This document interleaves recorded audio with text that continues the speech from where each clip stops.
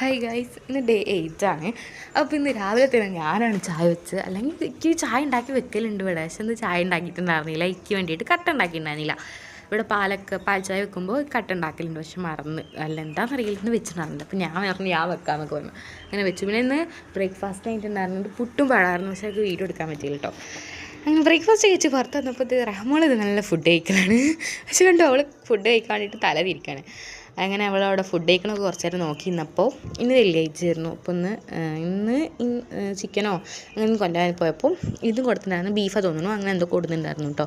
അങ്ങനെ അത് ചെയ്തു. പിന്നെ ഞാൻ കുറച്ച് ഉമ്മാനെ സഹായിക്കുക വിചാരിച്ചു. എന്ന് പറഞ്ഞാൽ ഞാൻ അടുക്കളയിൽ കയറലില്ല, പക്ഷെ ഇന്ന് ഞാൻ സഹായിക്കാൻ വേണ്ടി കയറിയതാണ്.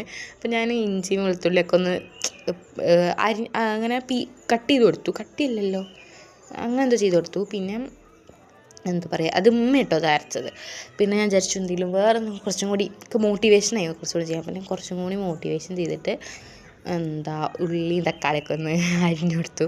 അതിന് ശേഷം ഞാൻ നല്ല കുട്ടിയായിരുന്നു, എൻ്റെ മകൻ അങ്ങോട്ട് സന്തോഷമായിക്കോളൂ, അങ്ങനെ നല്ല കുട്ടിയായിരുന്നു.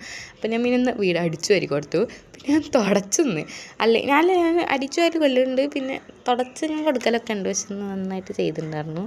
അങ്ങനെ അതൊക്കെ ചെയ്തു. പിന്നല്ലേ ഞാൻ അടിച്ചു പറഞ്ഞിടയിൽ ഇന്ന് റഹ്മളെ മുടി കളയാൻ വന്നിട്ടുണ്ടായിരുന്നു. മുടി കളയുന്ന ടൈമിൽ റഹ്മള നല്ല ഉറക്കമായതുകൊണ്ട് വേഗം മുടി കളയലൊക്കെ കഴിഞ്ഞു കേട്ടോ. അപ്പോൾ അത് ഫസ്റ്റ് ടൈമല്ല, അങ്ങനെ മുടി അങ്ങനെ പിന്നെയും കളയാൻ വേണ്ടിയിട്ടാണ്. അങ്ങനെ മുടിയൊക്കെ കളഞ്ഞു. എന്നിട്ട് ഞാൻ തിളച്ചൊക്കെ കൊടുത്തു. അതിന് ശേഷം ഞാൻ പോയി കുളിച്ച് വന്നു ഗൈസ്. അങ്ങനെ ഞാൻ കുളിച്ച് വന്നപ്പോഴത്തേനും റഹ്മോൾ മുട്ടക്കുട്ടിയായിട്ട് ഇരിക്കുന്നുണ്ടായിരുന്നു. കേട്ടപ്പോൾ എന്താ പോലെ.